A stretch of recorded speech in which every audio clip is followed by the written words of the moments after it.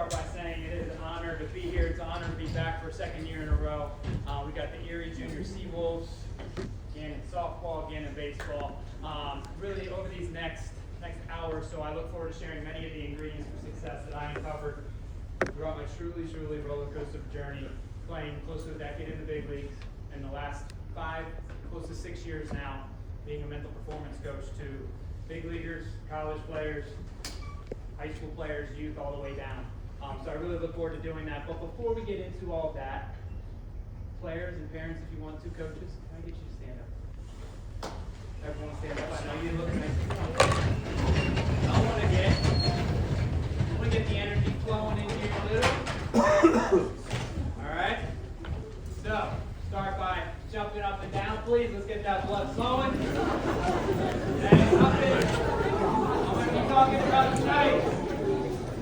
When we change our state, we change our fate.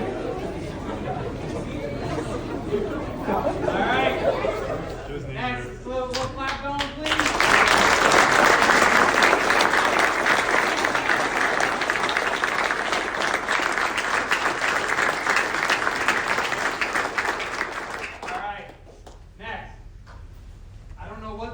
Is, but I want to set the record here right now.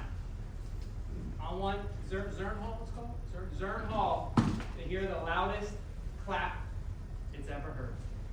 I'm sure it's heard some, I don't know if they do a lot of clapping in here, but the loudest ever, okay? On my 3, 1 clap as loud as you can. Sound good, everybody? We got it? Set a record. Ready? 1, 2, 3. Pretty good. I think we can do better though. Can I get a volunteer to come up here? You're close. What's your name? Riker? Yes. Riker. Okay, Riker. You're going to be the one to do it now. You're counting to 3. Riker came up here. I know he's leaving no doubt. He's all in. I don't want you to let anyone outclap you. And I want y'all to think, no way Riker's outclapping you. And I bring this up because when there's someone on a team who's leaving no doubt, they are all in and giving it their all, everyone else rises up. When teams have that kind of person, and right now, the team tonight who's leading us is Riker. Okay, so you're going to count to 3. No one's going to outclap you. Don't let Riker outclap you. Sound good? We're going to get it even louder than that person. Sound good? Let's lead them now. Ready? 1, 2, 3. That was definitely loud. That was definitely loud. All right, please listen carefully before you sit down. Listen carefully. Actually, always sit down. If you've ever acted like a victim when things haven't gone your way, if you've ever doubted yourself, if fear or anxiety's ever held you back, or if you've ever failed miserably on or off the field. Hey, boy. Look back. It's universal. Baseball's hard. Life is hard. You guys, me, no one will be the first perfect person. Okay? When I travel around the country, whether it was the Angels, colleges, high school, anyone that I go and talk to, I say, I'm not here to make adversity, challenges, obstacles magically disappear, because that will never happen. I'm here to help you eat that up and use it all as fuel. That's what I'm here. Give you the routines, give you the tools, give you the mindset to eat it up. And trust me when I say I've experienced just about anything you can think of when it comes to the mental or physical side of the game of baseball and life. Mentally, fear, worry, doubt, stress, performance anxiety, demotion, rejection, anything mentally you ever have or will. Physically, 7 surgeries, 2 Tommy Johns, 2 shoulder surgeries. I didn't hear all your talk, but I don't know if you said it, Jim. Fun fact, I'm the all-time leader in hit-by-pitches per plate appearance in Major League Baseball history. I had the nickname La Piñata and MLB's hit-by-pitch king when I played. Very proud of that. I bring that up. A lot of pain, mentally and physically. Was it a grind? Yes. It felt like I was going through the gauntlet at times. But I am so grateful for it, because it blessed me with the wisdom and the experience and the platform to build a system and a company that I call Major League Mindset, and I have one sole mission here, one sole intention with Major League Mindset. Empower ball players like all of you all with a mindset that enables you to consistently show up as the best version of yourself, both on and off the field. Off the field is a big part. Big part. I firmly believe the better person you are, the better player you will be. I'm not just saying it because it sounds good. It's so true. And the same mindset that will help you really truly live your best, most fulfilling life off the field, it's the same mindset that will help you skyrocket your performance and dominate on the field. Why is that? You'll have way more confidence. You'll have way more fun. You'll have a better sense of self. All leading to you all something, 3 words, every athlete wants more of. Play free and loose. Ball players out there, raise your hands, please. Who? Oh, no, sorry. Very good. After what I said. Who plays better when they're full of confidence, playing free and loose? Raise a hand. All of us, right? Be honest though. This used to be me. Who relies on results for confidence? So getting to play free and loose, full of confidence is dependent on something out of our control. Obviously, we can't do that. I've been there. We've all been there. And that's what holds us back more than anything. Okay? And what we go over tonight is going to start the process for you so that's not the case. So that you can create the consciousness to connect with and express the best version of yourself so you can show up like that version of you and be a psychological success so you can guarantee success, the internal success. And then when we do that, we win the internal, I promise you all, way more of the external will come naturally as a byproduct. That sound good? All right, a little rundown for tonight. First, I'm going to give you, I call it my journey of adversity, my background, so you get to understand what brought me here and some concepts that really helped me along the way. Concepts, you're every age here, when you inevitably, I call them battle your dragons on or off the field, you can apply these concepts, they'll help you a lot. I'm going to ask you 4 very simple but important questions, and then follow it up.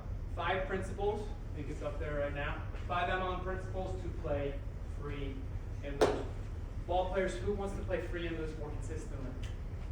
Yes, that's what this is, I promise you. Don't feel like you have to hang on to every word, but I don't want you to just hear me. I want you to listen, soak this up. Because I've been doing this for the last 5 years and I know what I cover. Like, I'm not really making stuff up, I'm just going over and sharing what I learned during my journey. And I know deep down that it can help you all. Once again, on and off the field. Okay? Sound good, everyone? All right, let's start with the journey of adversity. There we go. Okay, I'm going to start off 2000 to 2003, my first 3 years earned in high school, Northern Virginia. For lack of a better word, I sucked. As a junior, I hit 270. No college is talking to me. Why is that? I had no emotional control. Relied on results for confidence. Fear of failure, so I avoided it. I would literally hope players in front of me would get out, so I didn't have to hit in big situations. It's more common than you think. I was an overthinker. I would constantly be thinking about past mistakes or worried about the future mistakes that I'm probably going to make. I was a perfectionist. When I would fall short, beat myself up. And I have a good game, I'm still only focused on what I didn't do. I could ball out in practice, pretty good physical skills, very rarely bring that to competition now. Couldn't slow the game down in high pressure moments, it would always speed up. No tools to slow it down. And worst of all, my whole self-worth was tied to who I was as an athlete. So when I struggled those first 3 years, especially on the baseball field, I was miserable, I was lost. Heading into senior year, 2004, that's me senior year right there. Same player, different mindset. Coach said, Brandon, I know you have dreams, you want to play college, you want to play in the big leagues. You don't start to do something with the mental side, you're done. It was pretty blunt with me. And so I started to read some books, it wasn't talked about a lot back then, but I started to get into it. I went out senior year, I was given a key. The key was to the most powerful weapon in the world, my mindset. I could now slow the game down.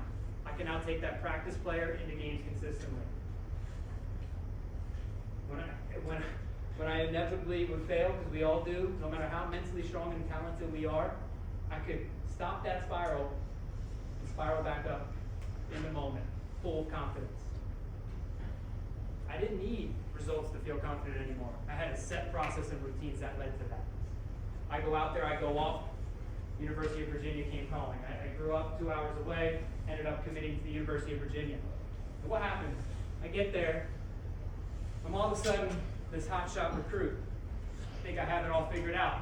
I train the mind, I'm good. It's like riding a bike. I get there, I literally, anyone ever heard of Ryan Zimmerman? Former big leaguer by any chance? Nationals, won a World Series. He was a third baseman there as a junior. I come in as a freshman. They moved him to shortstop, put me at third base. I reverted back to my first 3 years at Herndon High School. I would literally hope the ball wouldn't be hit to me. I stopped training the mental side. I enjoyed college too much, but I would hope it's not hit to me. So what do you guys think happens when I hope it's not hit to me? It gets hit you. Yeah, what do you think I did? You were scared of the ball. I was scared and I would make an error nonstop. So then they moved me to the outfield for good. I had shoulder surgery at the end of the freshman year, and that shoulder surgery was a trigger for me to recommit to the mental side of the game. I do just that the next 2 years, become a Hall of Fame baseball player at the University of Virginia. Then I get drafted, 5th round, Chicago Cubs. What's it look like I'm doing in that third picture, guys? Anyone? Yeah, just say. Giving the lead off. No. Coaching. Coaching. Guys, I'm not even playing. Why? After 200 at-bats, I was hitting 180. That was my primary position for a while. But it wasn't like first year UVA where I stopped training the mental side. I continued to. But like a mentor told me, Brandon, if you're not getting the outcomes you want, it's the challenge you need. And I had great mentors and coaches that season. And some of the concepts here are the ones that I know can help you because it helped me get through my rock bottom. One was, let me actually go back so you can see the concept.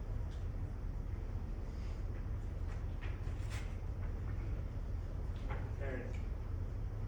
No BCM, no blaming, no complaining, no making excuses. Basically, hey Brandon, we know you're doing everything you need to, you're not getting the results. Those are the trilogy of behaviors of the week. Blaming, complaining, making excuses. I said none of that. So I really, every day I showed up, I'm hitting 180 after 200 bats, not even hitting my weight, the worst hitter in the league. That's what I kept doing, showing up, executing my process, executing my routines, focusing on no BCM. Be a victor, not a victim, as that's where this came from. Be a victor. Win the battle over the lesser version inside of you, not a victim. Don't blame, don't complain, don't make excuses. So I did that. And really throughout that time, I thought, this is happening for me. This is the universe testing me, see if I want it bad enough, and this is going to harden me for the rest of my career. God willing, I'm able to go on and climb up the ranks and get to the big leagues. And it did just that. And because I kept executing and kept doing everything I needed to do, I go up. Sorry, this is on a little delay. I go up. Or I get sent down, sorry. I get sent down. Single A. Finish the year strong. Very next year in that same league. Remember, the year before I was worst hitter. Next year, Cubs Minor League Player of the Year winner. Cubs Minor League Player of the Year. Absolutely no chance that happens after being the worst hitter in the league to the best without what we're covering tonight. 0 chance. Okay, so keep that in mind. You could be working hard, doing the right thing, physically, mentally. That doesn't guarantee results. Sometimes the universe, God, whatever you want to call it, is just going to test you, see if you really want it bad enough. Okay, so keep that in mind. Then, finish that year strong. That off season, I get traded to the Tampa Bay Rays. Out of nowhere, I get traded. Okay, cool. May 6, 2011, the very next year, make my big league debut. If you guys were here last year, you can't answer this. What do you guys think I did? The very next year, May 6, 2011, when I got caught up to the Tampa Bay Rays in my very first big league at bat. Anyone have a guess of what happened? Anyone back there? I know you guys were probably here last year. You probably already know. Anyone have a guess? What do you think I did first at bat in big league? Any answer, it's okay. That's usually what most people say. No, I did. Well, actually, let me just show you what happened here. I don't know if there's volume on here.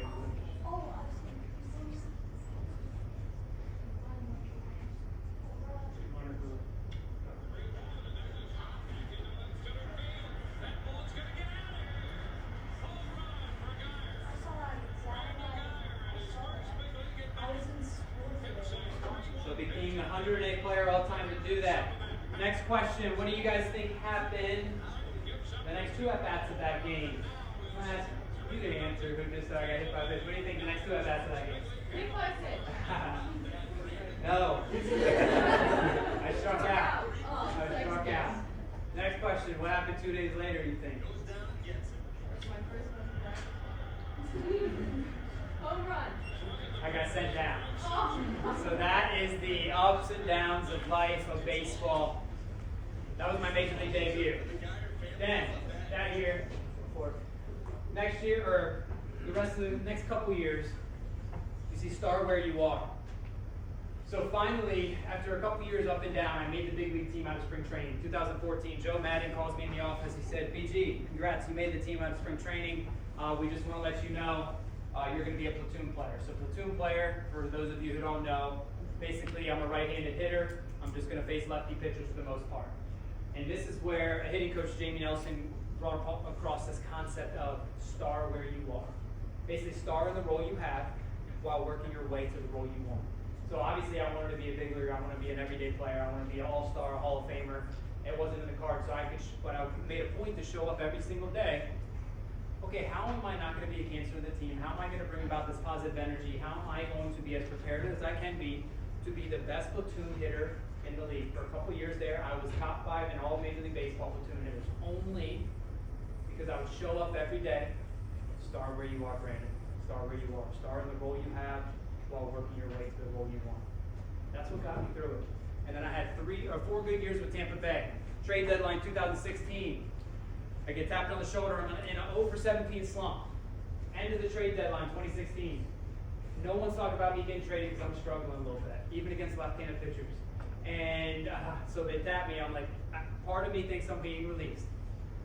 I go in the manager's office. Coach Kevin Cash says, BG, just want to say thank you. Thank you for your service. We have traded you to the Cleveland Indians, not Cleveland Guardians. And immediately I go from last place to first place. I have 2 young kids at the time. I'm just thinking of all these things. Got to pack up my family, go there. I got to go to the playoffs. I've never been in a playoff run. I got to meet new teammates, all this stuff. And that's where the concept of Bring It On came on. Oh, fear, anxiety, playoff race, pennant race, bring it on. I got to pack up my family, move them, bring it on. New teammates, bring it on. I go and I sit in Terry Francona's office when I first get there. He says, BG, we brought you in here. We know you're a good player. We brought you in here to dominate lefties. You're just going to hit lefties. So I didn't just say, bring it on. I said, just smile and start where you are, Brandon. That's the role that they want from me. I'm going to be the best I can at that role that I could be. The next 3 months are the best 3 months of my entire playing career. Game 7, 2016 World Series, best game of my life. And I'm bringing that up because everything we're going to be talking about today is what I applied in that game. And this is what happened. Game 7, bottom of the 8th, 2 outs against Aroldis Chapman when they brought him in to face me.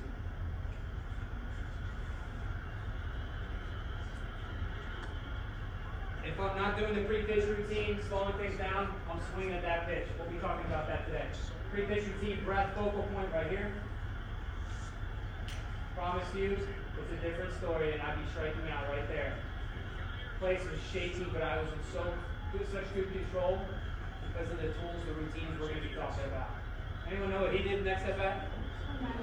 Huh? Home run.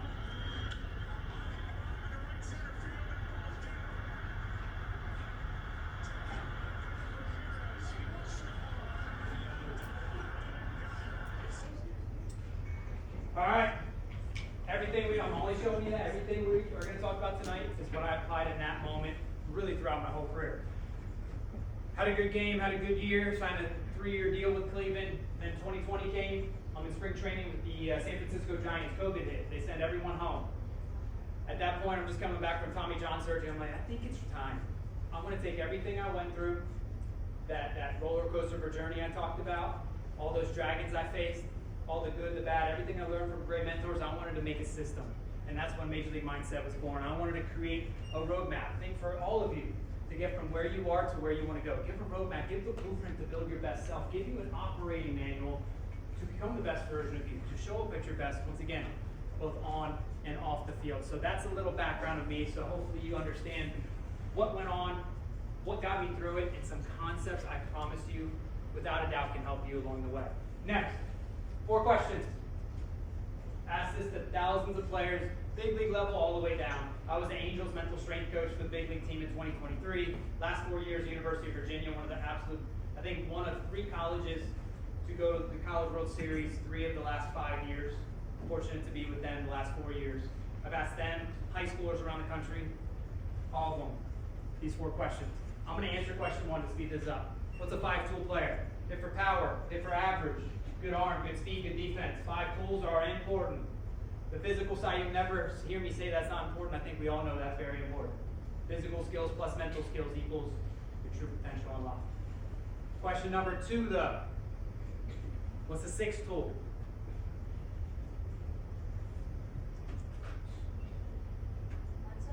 Your mindset. Call it whatever you want to call it. Mental game mindset, major league mindset, elite mindset. That's the 6th. That's the most important tool. Question number 3. What percentage of baseball do you think, or softball, do you think is mental? I'm going to need other people rather than just these tonight, okay? What do y'all got? Anyone? What percentage of baseball or softball is mental do you honestly think? I know you guys know this. What would you say?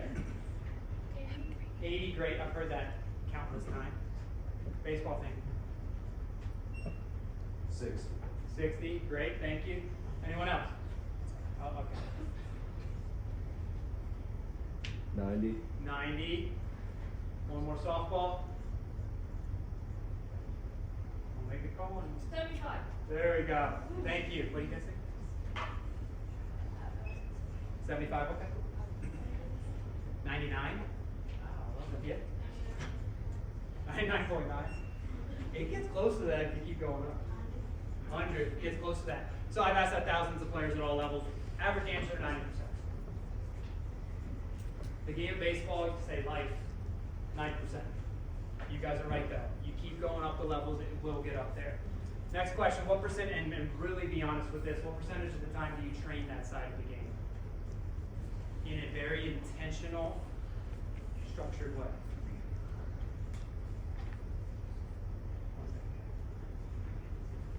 What do y'all got? Not enough. Not enough, okay.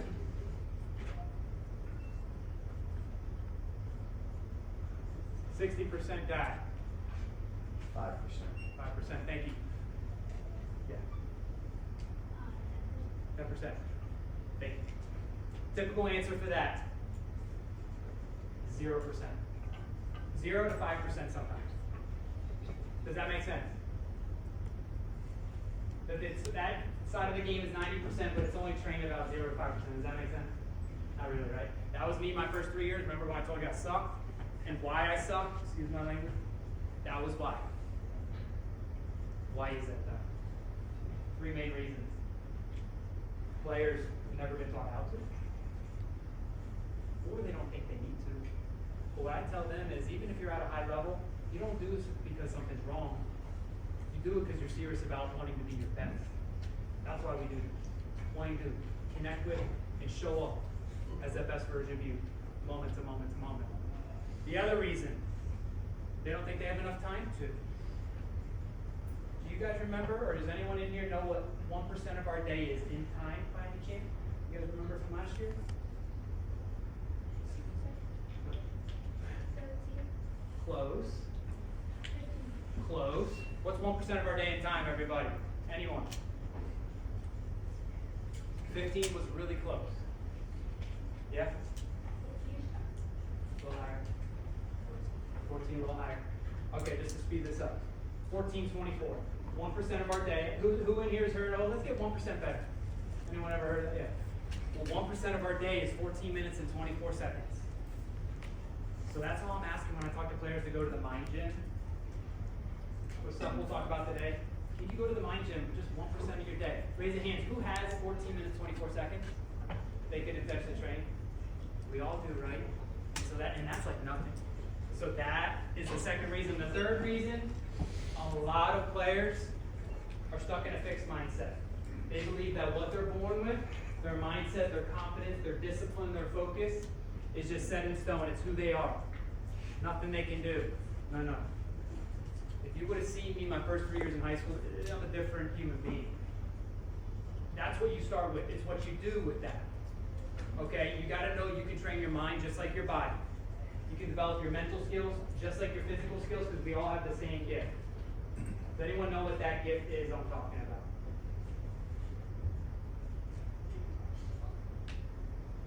Anybody? The gift of growth, the gift of change, the gift of adaptability of the human brain and body. That's the greatest gift, and we all have it. The best of the best take advantage of that gift the most. And when you do that, you're given that key. I told you I was given my senior year in 2004. The key to the most powerful weapon in the world, your mind. But it doesn't change you. No. It allows you to be who you're meant to be.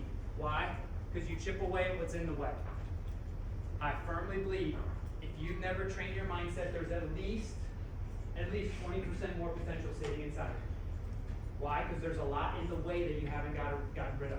Once again, even if you're performing at a high level. 4 things that hold players back the most. Fear, especially the fear of failure, fear of what other people think, inability to handle adversity, lack of routine, and lack of self-discipline. Once you chip away at that, when you get to the masterpiece that it's literally sitting inside of us. But many people don't get to it because they don't train it intentionally to chip away. Okay?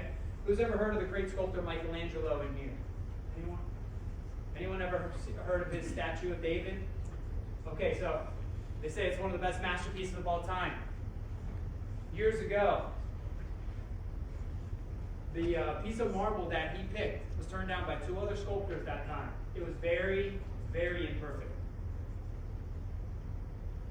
He was chipping away outside, rainy conditions, so very bad conditions.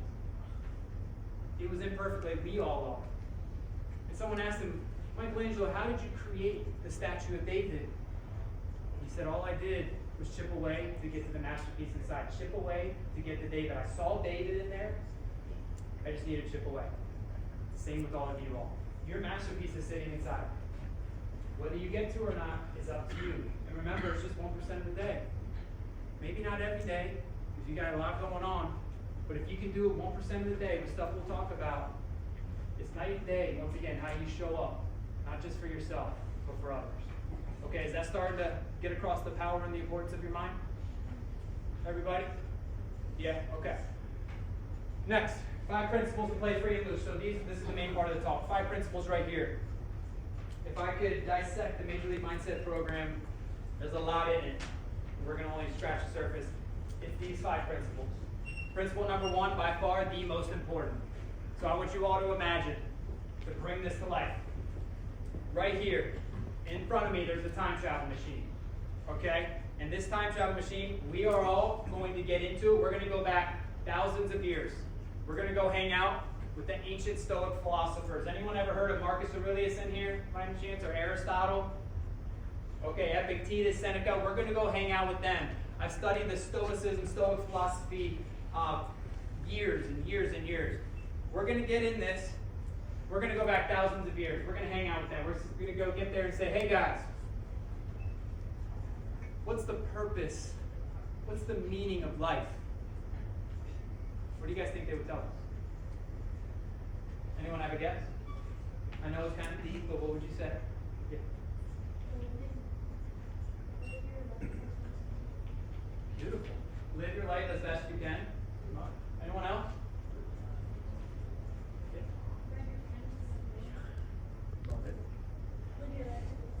Yeah. Live your life to the fullest and fulfill excellence. Yes. They would basically tell us, you could summarize their philosophy. Become the best version of yourself and do so in service to something bigger than you. That's what they would tell us. If they were to summarize their philosophy of the purpose and meaning of life, become the best version of you in service to something bigger than you, in service to your family, your friends, your school, your team, your community, the world at large. Basically, live your best life, help others do the same. That's what they would say thousands of years ago. So now let's get back in that time travel machine. Let's come back to present day. Ancient wisdom, now modern science. What do you think they would say present day is the purpose and meaning of life? Anyone have a guess? What was that? So get rich or die trying. That's what society would make you think. Absolutely. I played that game. I don't recommend it. They would tell us the same thing. Across all time, they all say the same thing. All the thought leaders. The purpose and meaning of life, become the best version of you. And do so in service to something bigger than you. We're athletes, though. I like to put a twist on. I call play the ultimate game in life. Call the ultimate game a game of tag. That game of tag is that best version of you is out there. We're relentlessly chasing down and tagging that version of us and letting that version of us lead the way. Lead the way to what? The next best version. And then what happens is a couple things. We create higher highs and higher lows on and off the field. We're all imperfect. Life's hard. There's still going to be lows, without a doubt. We'll have the structure, the foundation, and the mindset so that those lows are higher and the highs are higher, both on and off the field. Then the prior best version of us, that becomes our baseline. So that's the purpose, that's the meaning of life, and that's what I call play the ultimate game. Making sense, everyone? Okay, let's move on. Sorry, this is on a delay. Why it's not working? I might just not use this. Okay, a couple reasons why. First reason, I firmly believe the better we are off the field, the better we will be on the field. The more well-rounded we are, the better suited we will be to handle all the failure, the pressure, the challenges, the adversity that's coming our way. My whole mantra is, with every athlete, every team I work with, it's not about winning. That's temporary. It's about becoming a winner. That's permanent. And when we develop the mindset and the character of a winner, what happens? We win a lot more. Naturally, as a byproduct, that will come our way. Okay, so keep that in mind. It's not about winning. It's about becoming a winner. Reason number 2, you will accumulate the number 1 currency in life. Does anyone have a guess of what positive psychologists, modern day psychologists call the number 1 currency in life? Time. Okay, I hear that a lot. Close. Yeah. Knowledge. Very close. That definitely helps with this. Mindset. Close. I see a hand over here. Baseball guys. Number 1 currency. Memory. Great. No. Close. Thank you. Positive psychologists call it happiness. I like to think of it as inner joy. Why am I bringing this up? It's very important. Study after study has proven internal happiness comes before success. So if you're like me when I was younger and you're chasing the external, you're chasing the extrinsic, you're chasing success and money and fame and popularity, all that stuff, even if you get it, what they say is you'll be less psychologically stable. So what do we want to do? We want to chase internal joy and happiness. And how do we do that? We strive to be just a better person. We create meaningful relationships.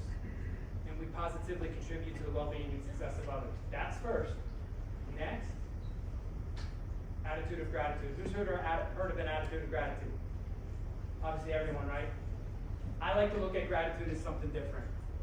I think of gratitude as you're literally training your brain to see what's right, to what's good, what you do have. It's where you intentionally take time every single day to appreciate what you have, right? It's not going to just change how you feel, because it's the quickest way to feel better. And when we feel, who plays better when they feel better? Can I get a raise of hand? Yeah, so that's why this can be, I think it's at least tied with what we'll talk about later as the number 1 mental tool to change your mental state in the moment. Okay, because when we feel better, we play better.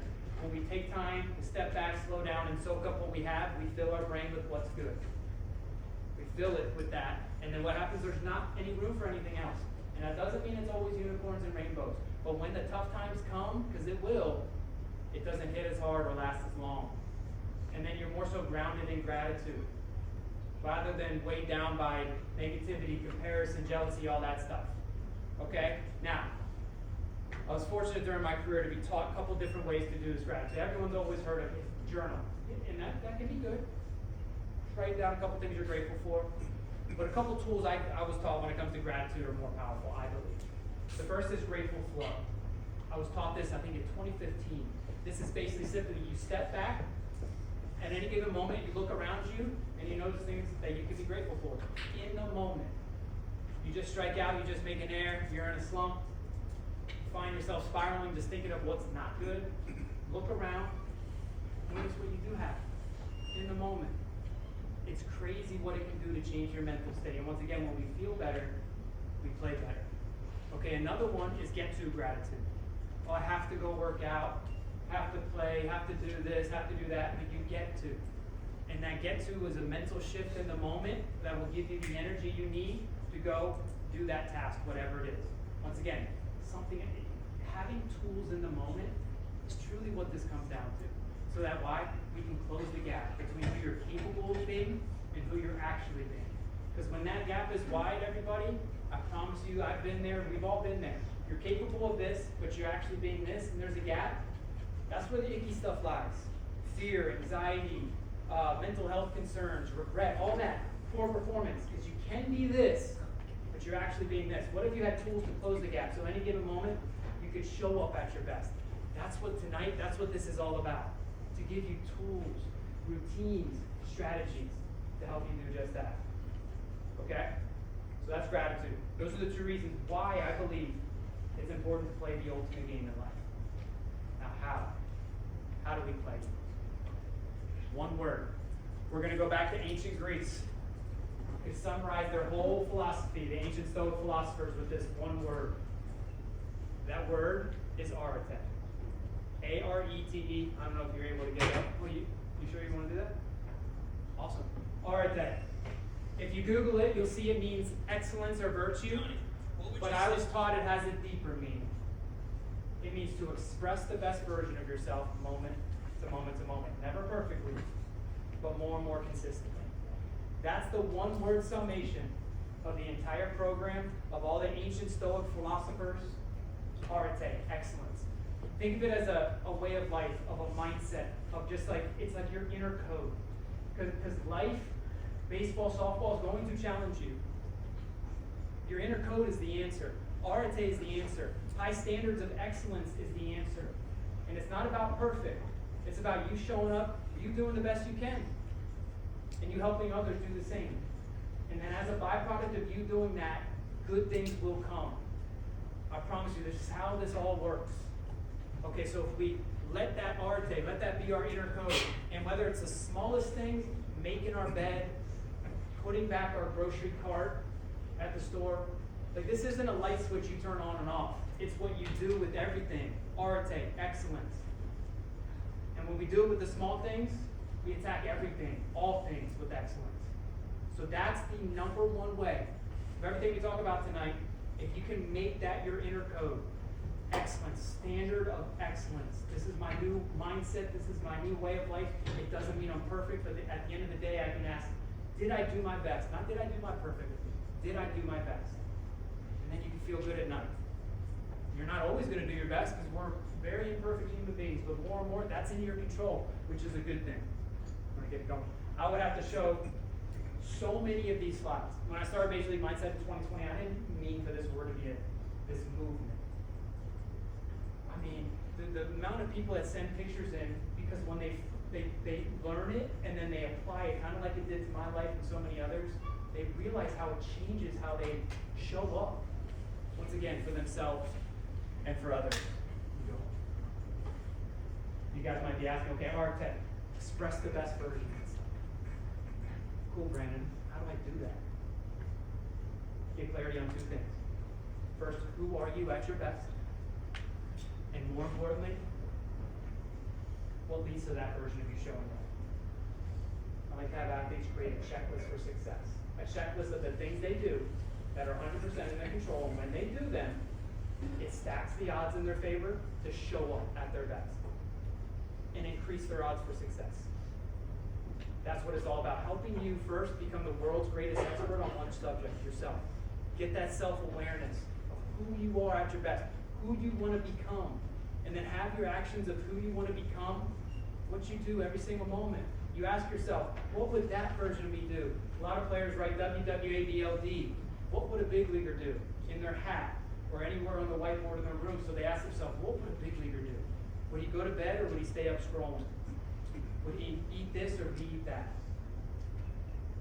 Because when we can ask ourselves those questions in the moment, our present moment choices are better than it leads to the future we're after. At least it stacks the odds in our favor to do just that. Now, I was the manager for the prep baseball report All-American game. Fortunate, 2 of the top prospects for the class of 2026 came through. I'm going to show you, if you could go one next slide. This is the MLM app, which I'm going to give all of you guys free access to. I'll explain that in a second. So this is that checklist for success. So what we do, we help them create identities on and off the field, and they name them. And then everything they do is to be in line with what that version of them would do. So you see right there, his first one is off the field. His acronym, I am the most caring human being in the world. So at the end of every day, if he feels like he lived in integrity with being the most caring human being in the world, he hits green. Next one, I'm the best junior in the country. Are all his actions in line with what the best junior in the country would do? It's funny, he turned himself into that. He's projected to be the #1 pick in the MLB draft in a couple months. Grady Emerson, you can look him up. Next one, school, I'm the best student in the country. Everything he does, homework without distractions, put the phone away, this and that we've developed his checklist. Green or red, if he's living in an identity with that, or an integrity. UVA player, another example. Super easy exercise, probably the most powerful exercise we'll talk about tonight. UVA player here. On the field, I'm the best to ever play. So everything he does, he was a first-round pick. He's now up with the Chicago White Sox. He's their starting catcher, Kyle Teal. At UVA as a junior a couple years ago, I'm the best to ever play. So everything I do is to be in line with what the best to ever play would do. We determine who we want to become, then we reverse engineer, what do I got to do to become that? And stack the odds in our favor to become it. Off the field, the best to ever be around. Then you see the qualities he embodies and the top behaviors that lead to that. If you could go up, Jim. Now I want to show you his checklist for success that helps lead to that. You can go click 3 forward. So these are called identity-based habits. You saw his identities. These are the things he does that when he does them, they're in his control. He has better days. He shows up better for himself and others.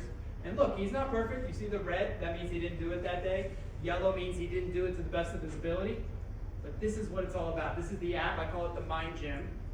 And I'm going to give all of you guys free access for a year. This is only just one part of it. Jim, if you could go real quick. Again. One more. Sorry. You need to get this whole slide up. So I want to show you for you guys. The checklist for success is habit tracker, hands down the #1 thing. There's meditation audio tracks. There's visualization audio tracks. There's concentration grids. Everything you need to go. Remember I said the Mind Gym quiz. What's 1% of our day? Softball player? 14 minutes, 24 seconds. Let's go. 14:24. To go to the Mind Gym for 1% of your day. I'm giving you all everything you need to do that. You don't have to pay nothing. I'm giving you everything inside the app. If you could go one more. So this is a video I was with UVA the other day. This is the concentration grids. It's really good to build your focus muscles.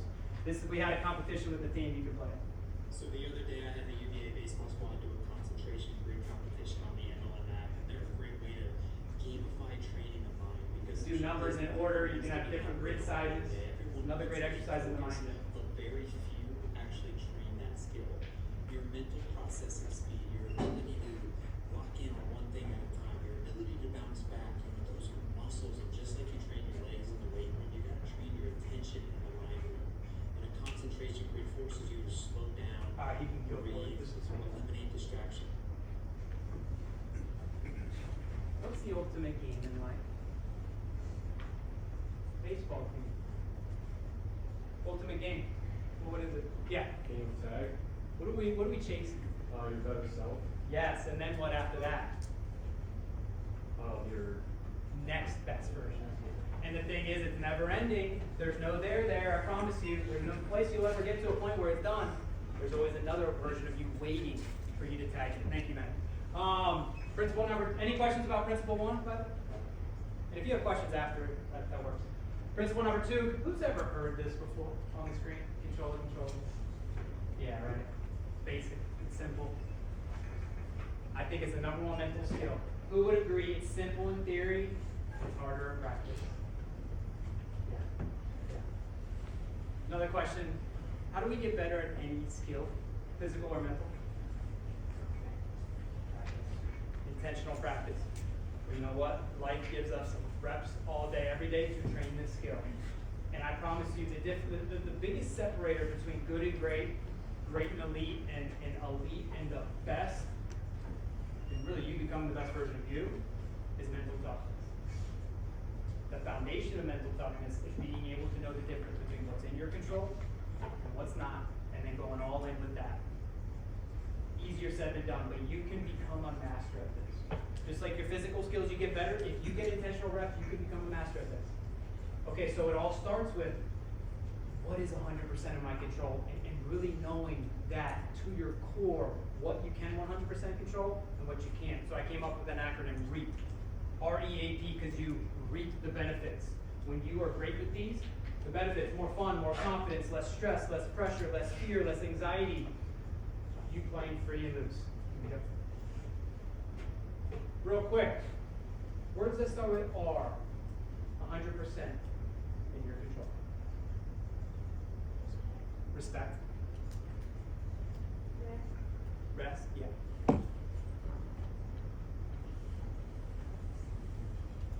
Responsibility. Great, yeah. And I love when people say responsibility. Why? I like to think response dash ability are responses. The ability to respond when things aren't going our way and we're super frustrated, umpire makes a bad call, we line out, we're now 0 for 11, we're just dying, we need a hit. We can respond differently. And it's in our responses that determine our outcomes in the future. So our responses, I believe, are at least tied with the most important thing in our control. And I know it's hard. I have 3 young kids. I'm challenged every day with that every night. Like when I was playing, I know it's hard, but we can train it. And you're not going to be perfect, but what if you more and more consistently are great at it? Where your life will change. I promise you that. Words that start with E, 100% in your control. Efficiency, good. Effort, yes. Eating. Eating, kind, yeah. Well, maybe not 100, but thank you. Your emotions. Your emotions, yes. You can say that. Your energy, something we'll talk about next. A. Accountability, yeah. A. Attitude. Yes, your attitude is always a decision you get to make. The other A, I like to call it as appearance, and that is your body language, your posture, how you carry yourself. You reflect confidence, and you can create it, scientifically proven. Changing your body language, in a study, it was crazy. A lot of people, for a couple minutes, they had them stand like weak posture, and after that, their stress hormone and cortisol went through the roof, their testosterone went down. Then they had the other group to stand kind of like Superman pose, like their strongest, best self. What happened? Stress went down, testosterone went up. The feeling of power went up. How we carry ourselves is crazy powerful. No matter what age, when I get that across and they start carrying themselves differently, it changes how they show up. Okay, P. Where's it start with P? 100% in our control. Perception. Perception. Yes. Love that. Nice. Personality, somewhat. Huh? Positivity, yes. Keep coming back to though. Yeah. Preparation builds confidence, yes. Process, yeah. Process. Our positive self-talk, something we'll talk about in a little bit. All right, that's REAP. I want you to be all in. Is that on there? Okay, cool. I want you to be all in on that. Now the right side of that infographic, on your right side, I'll put there in red the thoughts, opinions, and decisions of others, because that's what holds us back. That's what controls us. That's what lives rent-free in our head. That's what takes down our feelings of power, because we're giving it to other people. We're making things way harder than it needs to be. And we'll do a demonstration in a little bit to show you just that. But when you're all in with your REAP, I promise you, that other stuff will melt away. And you will show up, once again, those 3 words, free and loose. All right, so you guys have these mantra wristbands. Before I get to those, self-talk. I think it's tied with a couple things, especially our responses, as the most important thing, 100% in our control. I need y'all to know this. There's a battle going on within all of you, everyone here, and me and all of us. Battle between good and bad, positive and negative, confident, doubt, courageous, fearful. We all have both versions inside of us. It's the never-ending inner war within all of us. Now it all comes down to which version are you feeding and which version are you starving. A lot of times, a lot of people, especially me, those first 3 years in high school when I struggled, unconsciously, I was feeding the not good version. So, of course I was relying on results for confidence. Of course I wasn't having fun. Of course I couldn't slow the game down. Of course I wanted hitters to get out so I didn't have to get out in big moments. Because that version of me was in control. And I'm going to go over those two versions of me because we name them, then we can tame them. We name them, then we can become it. And we'll go over that in 1 second. Keep it on this real quick. So I'm going to go over this. These are mantras on here. The 7 mantras, most of all of the mantras in the program, these were voted on as the top mantras of the Major League Mindset program. These are tools. You see Griff O'Farrell, he was a first-round pick by the Orioles last year. He's wearing it right there. They like to wear these and then pick their favorite, and then in the moment when you do something physical and say it and mix in a breath, amazing in the moment to change your mental state. He would always like to rub "Bring It On" while taking that breath. Signal to his brain he is in control after making an error, after striking out, whatever it is. This is a great tool. So let me go over these real quick. Arete, what's arete mean?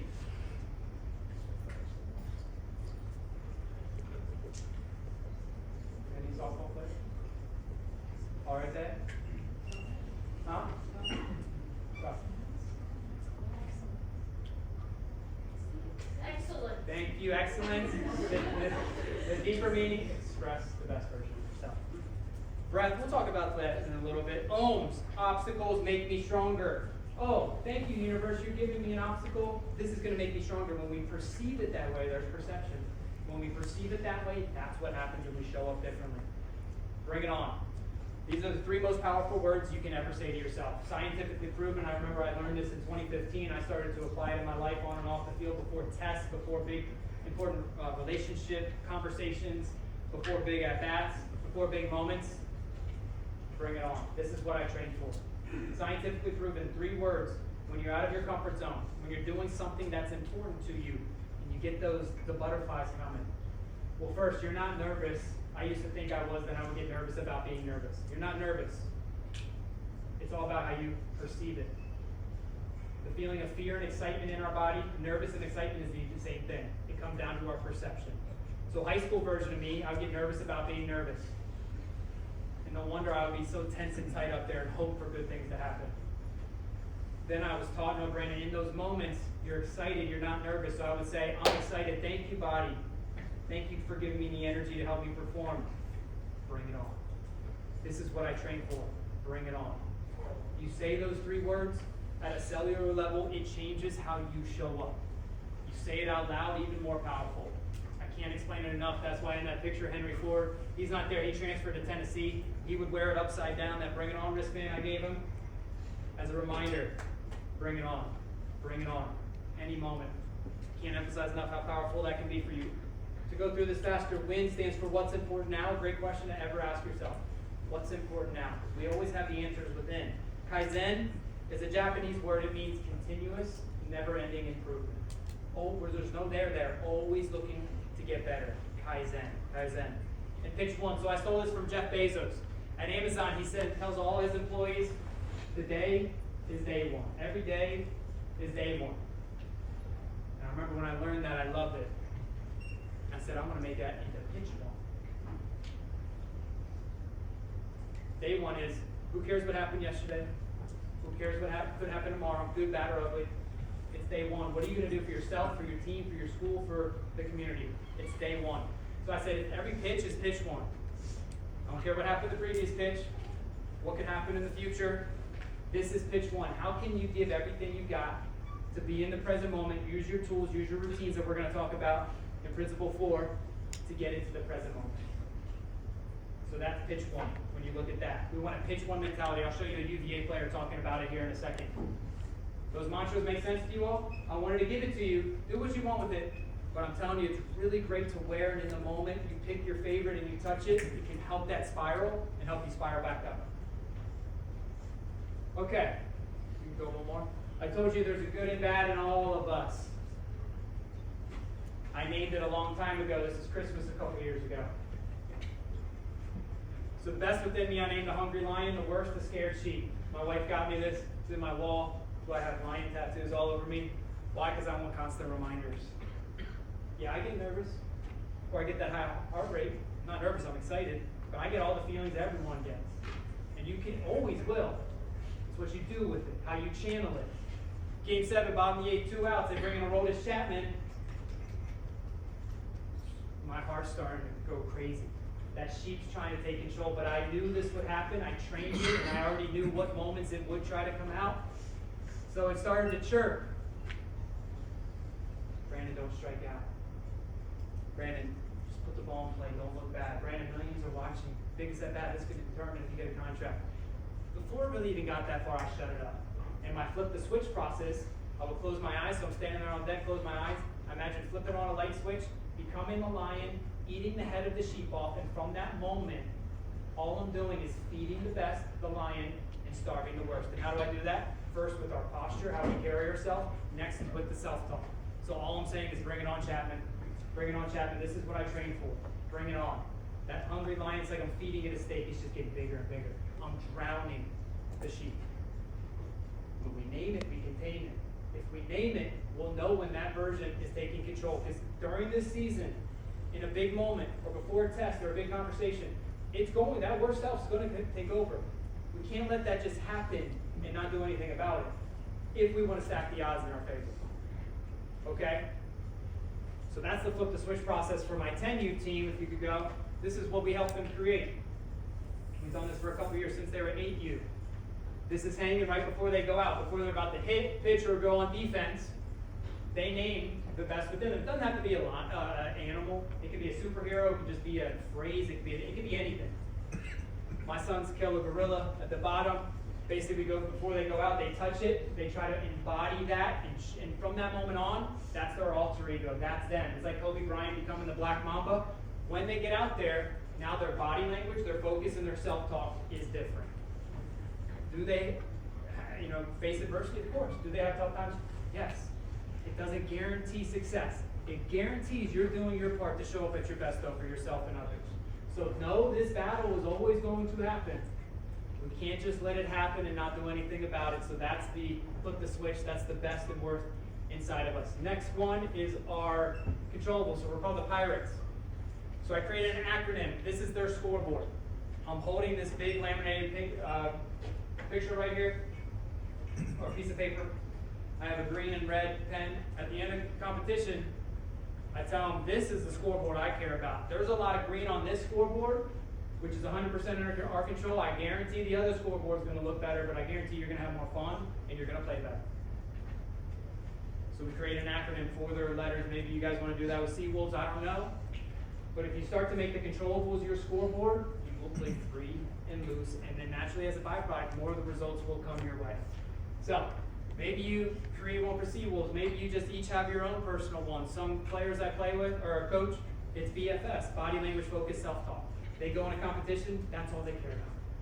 Their body language, their focus, and their self-talk. And they know if they're good with that, other stuff is going to be good too. Okay? Any questions, control the controllables? It's hard, but if we train it, we can get better at it. All right, next, dominate the MLM fundamentals. Actually, let me stop here. Any questions about anything, guys? That we've covered? Am I good on time? Okay. Dominate the MLM fundamentals. This is all about building a strong foundation and becoming more energized than you've ever been in your life. Once you imagine you're in New York City, you're driving around downtown, or you're walking around, and you see they're about to create a new building. And you're curious, is this going to be like a average building or a skyscraper? I know not many people ask that, but if you were to, you know how you know that? You see how deep and wide they're building that foundation. Big, deep, wide, strong foundation, skyscraper. Same with us. If we want to soar to new levels and become who we can be and that best version of us, we need a strong foundation. We got to become more mentally and physically energized than we've ever been.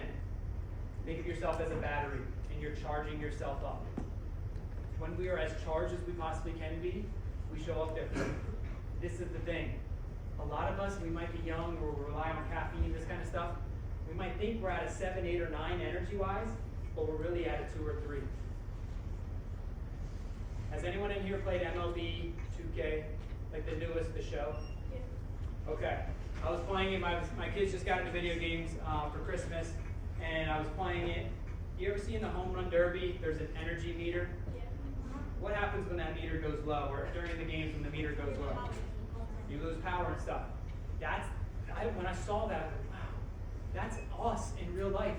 If we don't realize it, and we don't recharge and recover and develop our energy, our brain power, our body, that energy's low, and that's how we're showing up.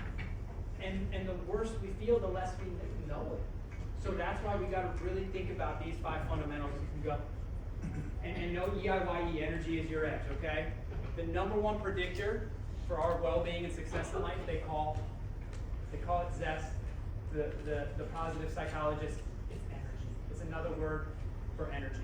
Get that dialed in, we show up differently. Our physiology drives our psychology. So a couple things real quick.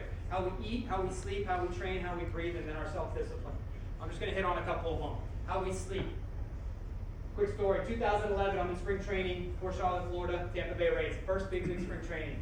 We have so many meetings there. One meeting, they say, hey, Brandon, this is going to be about sleep. Interesting. I go in. Up until that point, sleep wasn't really talked about as like this huge performance enhancer. So I go in there, I'm listening to, I think her name was Dr. Sherry May from Stanford, sleep specialist. She comes in and just blows our minds, like these sleep studies, how your decision making, your reaction time, your muscles grow, you're bigger, faster, stronger when you get better sleep. Tom Brady, Roger Federer, all these sleep studies. And I remember I left there, I was so mind blown. I said, in my head, I said, Brandon, it's time to outsleep the competition. Not just out eat in a healthy way, not just out training mentally and physically. It's time to outsleep the competition. And so from that moment on, I started to track my sleep and be all in, and it is crazy what that will do for you. Literally crazy. Every meeting I go with UVA, when I'm in person or virtual, first question I ask, who's outsleeping the competition? 4 years ago, not many. Now they know I'm going to ask it, and they know how important it is and how they've noticed the difference. Everyone pretty much is raising their hands on their team. You outsleep the competition, you will outperform the competition. At least you will create the mindset and the energy needed to do just that. Okay? Make sense? Good, everybody? Okay. 3 top ways to optimize it. Dr. Chris Winter with the Cleveland Indians taught me this. First, sleep consistency is everything. Go to bed, wake up at the same time. I know it can be hard and challenging with games, but if you can do that at a high level, you will feel better, and that's when you get bigger, faster, stronger, and your muscles really grow. Number 2, be in bed 8 to 10 hours if you can. And number 3, so this is the biggest.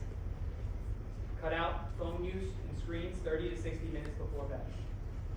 He said that is the most important. So if you guys start doing that, it'll optimize your sleep, it'll go up, and you will feel better. Okay? Now I'm not going to hit on all the fundamentals so we don't go too long tonight. One other thing I want to talk about. I want you guys to imagine real quick, there's a magic pill you can take out there. Quote unquote magic pill. This magic pill will increase your focus and concentration, decrease stress and anxiety, help you slow the game and slow your mind down, help you get back to the only moment that matters, the present moment, help you go from a highly emotional, frustrated state that we all get to a grounded, present, calm, confident state. This magic pill is free, and there's no negative side effects, only positive. Can I get a raise of hands? Who would take this magic pill? Remember, magic pill is not a pill. Okay. What do you guys think it is? Baseball, softball. What do you guys think it is? This pill. Sleep. Sleep's part of it. You do it while you're sleeping. That should help. You do this 22,000 times a day on average. What? I thought you said something. Dream. Dream, no. though. We do that. That's not what I'm after. Yes? Breathing. Our breath. Our breath. It's the magic pill. Hey, this is immediate impact. The best of the best take advantage of it. They don't take it for granted. I promise you all. It's the first thing that will go in high pressure moments if you're not aware of it. If you don't have AOB, awareness of breath. Why? Because our brain spies on our breath. And when we're in a big moment at competition or doing anything out of our comfort zone, if our breath gets out of whack and we start breathing incorrectly or holding it, what happens? Cortisol gets into the system as fight or flight. Our brain thinks something is wrong and we're not safe, so it's trying to protect us. Then we get tense and tight. So like that game 7 at bat I was talking about, the very first thing I did was start to control my breath and breathe really slow and correctly. So two mantras to remember: AOB, awareness of breath, and ABC, always breathe correctly. The correct way to breathe. Can every one of you players and parents and coaches, if you want to, put one hand on your chest and one hand on your stomach, please? So Patrick McKeown, he's known as, in the world, the #1 breathing expert. I was fortunate to work with him when I played. This is what he teaches people when he trains them in the world. He says, inhale through your nose, down into your belly, your hand on your chest and shoulder, that should not move at all. You're blowing up a balloon in your belly. You're using your diaphragm, so it's a slow, deep breath, blowing up a balloon, and then exhaling. Your stomach's falling down, your chest isn't moving, slowly back out through your nose. That's an optimal, I call it a big league breath. In through your nose, down into your belly, back out through your nose. No shoulders, no chest, no. That will speed everything up. This is something, it's in our control, and it's the antidote to overthinking. It's a complete game changer. It's the MVP of Major League Mindset. It's the MVP of everything we'll talk about. There's a reason I'm wearing this wristband in the World Series run. And the guy who made it said, Brandon, what do you want stitched in it? You guys might not be able to see back there. It says breathe. Why? Because I always wanted that constant reminder. If you could go up one. I wanted that constant reminder. That's it right there. Now I'm about to ask Grady Everson, the projected #1 pick in the draft. What was the #1 thing he learned through Major League Mindset training? What would you say is the #1 tool, concept, or idea you've gotten out of Major League Mindset, just training your mindset? I think the biggest one that I've learned that I think has really helped me with my everyday life is the AOB, the awareness of breath. And that's been super huge for me because I know in high pressure situations I tend to tense up a lot and my breaths, they get really short and they get really compact and I just don't feel like I'm breathing normally. So kind of having that like thought in my head, or even sometimes I'll write it down on like a glove or a piece of paper right before a game and I'll look at it and it says AOB, awareness of breath. I think that's been helping me a lot, calm myself down, whether it's in the box, whether it's in the classroom, anywhere like that. I just think that awareness of breath has really helped me. Success leaves clues. That's one of the best players in the country talking about AOB, awareness of breath. And awareness of breath, everybody, it's where you just notice the air going in and out. That's how it becomes the ticket to the present moment, because we can only think of one thing at a time. And if in these moments we're thinking about our breath, then we can't be thinking about all the other stuff that could go wrong. So your breath, the #1 tool we can ever cover, it's everything. Okay? Principle #4, become a machine of consistency. So this is all about creating structure in your life, stacking the odds in your favor, and becoming just so consistent. I want you guys to think, create a system that leads to success. Turn success into a repeatable system. Okay, so there's 5 routines I just want to talk about. Your bookends, your AM and your PM, how you start your day and end your day, pre-game, in-game, and post-game. Can anyone in here, I need you to be really honest, who has those 5 routines and they are really dialed in? Okay. That's usually what I see. Why? Because it's not trained, it's not taught. Okay, and I'm talking about on the mental side, by the way, if you want to go on. So I'm going to talk about AM first. Start your day off winning. This is how you can think, get up all over the competition, 5, 6, 7, nothing. Within the first 30 minutes, think, win the first 30, win the last 30. This is the unseen time. These unseen hours, when you win these hours over your competition, this determines your destiny. The moment, the time that people don't see you, the unseen hours, this is everything. Okay, so think about that. This is how we start our day. These are some recommendations. You don't have to do them, but these are some things I tell players that they can do to really go up over the competition. First mental battle of the day, that alarm goes off. If you want that inner sheep or whatever you want to call it, that comfy version of you to win and go up 1-0 over you, stay in bed. But you win that battle, the first battle of the day, you get out of bed, Then let's say you make it with Arte. You don't just throw the sheets over, you're up 2-0, you're creating that momentum. You take a cold shower, you get uncomfortable, you're up 3-0. You hydrate, 4. You eat a healthy breakfast, you do a gratitude practice. You're up over 99.9% of all your competition. You're up 6-7-0, and you're creating this momentum for the rest of the day. So think about that. That's AM. Start the day off winning. Of all the routines, PM's the most important. I want you guys to think this. Athlete or not, a great day today started the night before. Started with a rock solid PM routine, setting you up for a good night of sleep. So we want to win the night so we can win tomorrow. These are just some options right here too. Now you guys don't have to do these, but I want you to think, how can you win the bookends of your day? The AM and the PM. Those are the times we typically have the most control over, and if we win those times, we are setting ourselves up for success on and off the field. All right, Jim. Next, pregame. Pregame mental checklist. I'm not talking about pregame just warming up. Pregame mental checklist. You can go for it. This is, actually, sorry, you can keep it there. This is a UVA player. High pick, he was last year, catcher. This is what we developed for him as pregame non-negotiables. You see it's sleep, limit phone use. We have a screen time check in the locker room because that might be the most important thing pregame, limit phone use.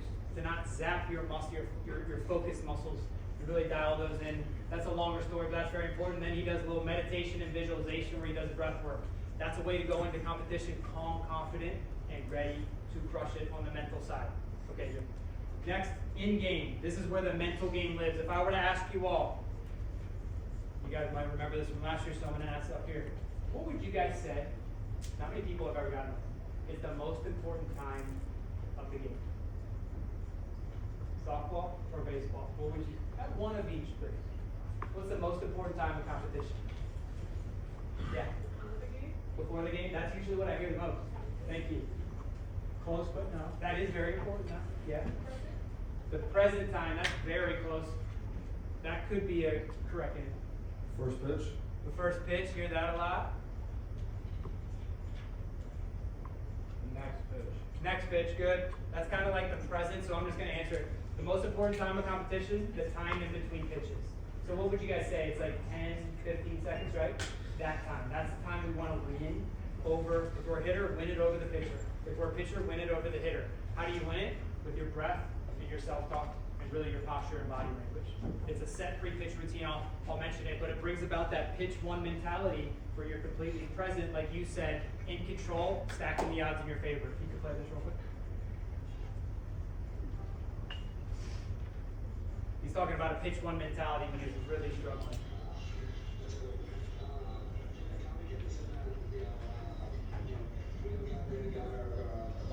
Coach, Gannon is saying, pitch one. That's kind of mindset I have this weekend. Is, not everything's going my way, and kind of look at the big picture, and instead of looking at it, game by game, looking at pitch by pitch, and be ready for the next one. So he was 0 for 11, hit a big home run to take the team to Super Regionals, then they ended up going to Omaha. Why? Pitch one mentality. He wasn't thinking about the previous 11 at-bats. He was right here, right now, as you said, in the present moment, winning each time in between the pitches. We do that with the set pre-pitch routine. Okay, so this isn't, I know some of you guys or girls kick around dirt, take a practice swing, look at the coach. That's not really what I'm talking about here. What I'm talking about, how you carry yourself, how you breathe, and how you talk to yourself. Okay, so that's what I'm talking about with the set pre-pitch routine. Let me give you a couple examples here of what that looks like for, you can go Jim, what that looks like for some players. Because we want to take control and focus on, you can go for it, focus on what we want to happen.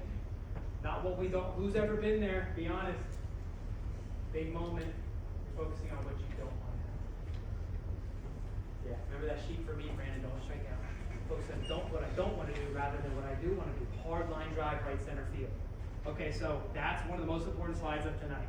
We want to direct our focus to what we want to happen, not what we don't want to happen. Okay? Next, Ben Joyce, when I was with the Angels. Anyone ever heard of Ben Joyce? He throws like 105 miles an hour. Could you guys hit that? Yeah, you can. Okay, this is on a fastball. This is his pre-pitch routine. Take that big league breath after getting the sign in his ear because they have like the pitch comm. Then he would say stay on top for his fastball. He liked the top of the zone fastball is throw through the catcher's face mask. When he's throwing those 105s in between pitches, that's how he's winning the 10 to 15 seconds. Next one, I think this is me. This is what I would do. This is a Mother's Day game. I think in 2015, I step out, I get the sign up course, I hold up my bat, take a big league breath while looking at a focal point, a little speck on the bat. Then I tell myself slow and early, so I had good rhythm and timing with the pitcher. And then my last thought was always what I wanted to do, what I wanted to execute. A lot of times, it was line drive right center field. Maybe some pitchers are pitching me in, then I would change it to left center field if they threw cutters in on me a lot, which lefties started to do. So that's for you all. Think about what's a good approach for you. Maybe it's just barrel it, crush it, line drive off the pitcher's head. Or if you're a pitcher, throw it through the catcher's face mask, through the catcher's glove. Think of what you want as a defense. Hit the ball to me. I want this ball. Hit the ball to me. So you're not like me my first 3 years in high school. My first year at UVA. Does this make sense? Pre-pitch routine? Okay, we're taking control of our body language, our breath, and our self-talk. All right, Jim? I know I'm going through this fast, but this is some examples, players I work with, because they send me all these videos. You can let them play. High schooler, look. Big league breath, focal point, before he gets back in, taking control of his self-talk. Now he's in. Okay, next one. You guys, it doesn't have to look like this. You can make it your own. Evan Longoria, when I played with him, his focal point was right the foul pole. You can make it whatever you want to. Another example right here. This is all to slow down and get complete control and bring about a moment of stillness where there's pause and you are just in complete control. All right, Jim, thank you. Moving on. Anyone can do this. It's my 5-year-old son. I talk to him nonstop. At 5 years old, when's the time in between pitches, son? I know he's 5, he's not always going to do it, but I'm trying to plant the seeds. If you could play this. Slow, meaningful breath. I don't care what age you are. Being intentional with what you do in between pitches is vital to gaining control and slow the game. There it is right there. A set pre-pitch routine will 100% increase your odds for success. So both players out there, my question to you is this. Are you intentional? All right, you can play. So that's him doing it right there. Anyone can do it, and you can just make it your own. If you can move it on, Jim, please. Okay, I showed you this earlier. It's all about, and we don't need to show it again, but this is when I said earlier, what we go over is going to help you. When you have your pre-pitch routine and you do it, and then it just becomes automatic because you do it so much, you don't have to think about it. Before it's set in stone, you're probably going to think about it. That's why I would really start to get reps visually, like visualization, and at practice and stuff for the season, so you don't have to start to think about it. And I like to think, get 1,000 reps. Once you get 1,000 reps, it's wired in. It'll be autopilot. You won't even have to think about it. You will just do it. I promise you, it will stack the odds in your favor. Your competition's not doing it. You can go through these next 2 videos to kind of speed it up. You can go again. You can go again. All right, top player in class of 2026. You see he's wearing the Mantra wristband. If he could go forward, this is inside his hat. One of the best players, high school players in the country. You see WWABLD. He has a reminder of who he wants to become. But then he has a reset button. So it's not if, it's when we make a mistake and we start to spiral. Do we have something we can go to in the moment, right? So this, for him, he would take it off and reset. In his mind, that was him letting go of what just happened and getting back and creating confidence. If you could go up one. Next, so this is, by the way, this is the Seawolves toilet. Just want to give, I'm going to give this to you all. Do what you want with it, but I give this to every team I work with. This is UVA's. You'll see it in their dugout. It's a reminder. Their team alter ego is a buffalo, by the way. That's why that's the buffalo sticker. They run 2 storms. They're not like cows that avoid it. They run to and through storms. So this is their toilet. Does every player go up and flush it? No. Some of them, it's just they see it. It's a trigger. It's a reminder. Let go. Don't let that mental brick weigh them down. To release negativity and get back to the present moment. Josh Young, one of the best players in Major League Baseball, he literally goes to a toilet and flushes it to release negativity, to bounce back. Do you guys ever make mistakes? Are they going to happen again this year? Oh yeah.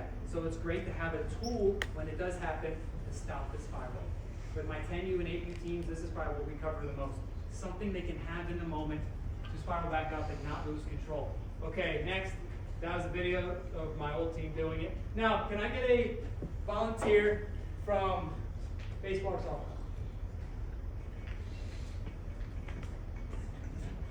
If no one does, just because you guys did it last year. Oh, there we go. Thank you. Come on up, please.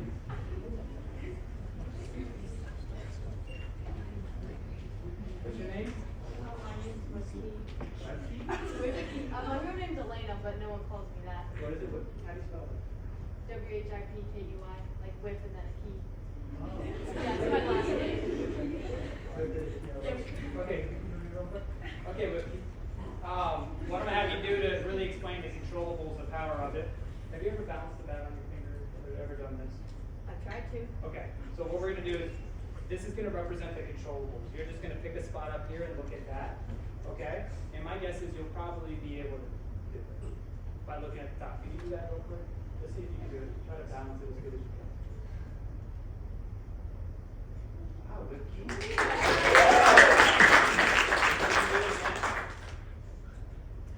Look down at your fingers, please. Still really good. It's harder with the bigger bat. Well, it's getting harder, right? It was harder that time, right? Mhm. So the controllables is when you're looking up here. To represent the uncontrollables is when you look down here. What happens is, see when you do that, easy, you look down, it gets harder. That's us in life. We focus on the uncontrollables and we make things a lot harder than they need to be. Right? So that's to emphasize the importance of controllables, uncontrollables. Just really focus on these, okay?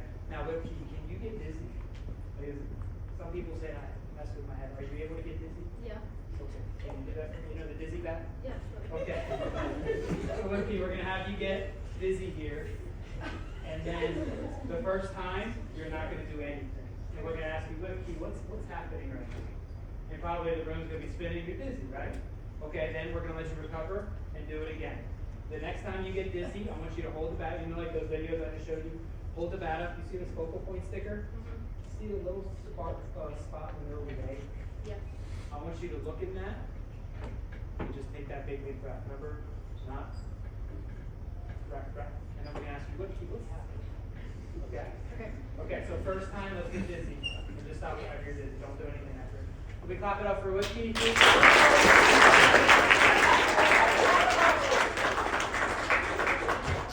Are you dizzy? Yep. What's happening, Whiskey? It's spinning. Yeah, it's spinning.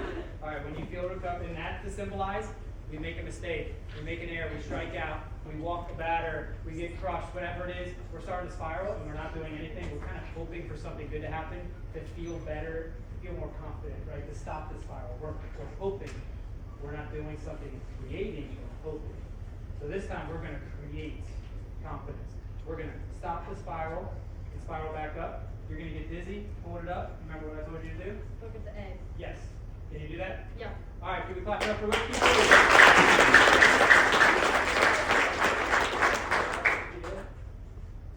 Correct breath. That little speck in the middle of the egg. Whiskey's locked. It's a lot calmer now. A lot calmer. Like Yep. you obviously you were dizzy, but it stopped it. Right? That's to symbolize in the moment.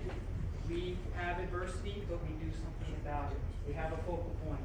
We have a flushing routine. We have a reset, right? That's what it's all about. Thank you. That bat's yours. Yes.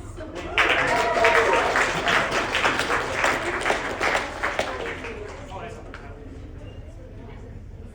You don't need to worry. You don't need to worry. Okay. That's principle 4. Any questions? Last principle now.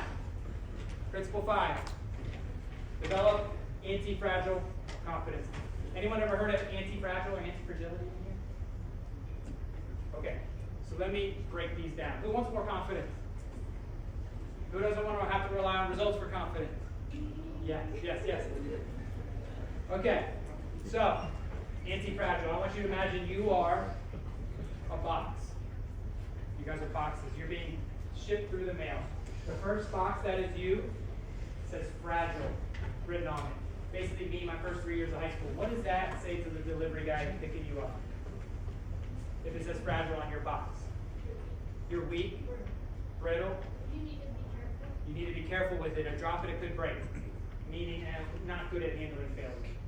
Okay? You put the work in, work on your mindset. The next box says resilient. What does that say to the delivery guy? I'll just say this because it's going long. Resilient on your box, it's good. There is something better. But it says, kick me around, I can handle more than most people. I bounce back quicker than most. Keyword bounce back. I can withstand adversity. Next box that is you being shipped through the mail, anti-fragile is written on it. What does that say? Strong. stronger? Strongest. Strongest thing you can be. You're unbreakable. You're the opposite of fragile. It's basically the more you get kicked around, the stronger you get. You don't bounce back. You bounce forward stronger and better than ever before when we're anti-fragile. And honestly, you want to be kicked around more because you know it only makes you stronger. You become an unstoppable force that turns everything into fuel for your growth. You don't actively just like withstand, you actively benefit. And when you're anti-fragile, you approach, you don't avoid life's challenges. You say, bring it on to everything. So that's anti-fragile. Another way to think of it, you can be a candle or a fire going through life. You can be a candle like me my first 3 years at high school when I stunk. Let's say you're a candle. A gust of wind comes your way. This gust of wind represents failure, adversity, challenges, obstacles, everything we're all going to deal with.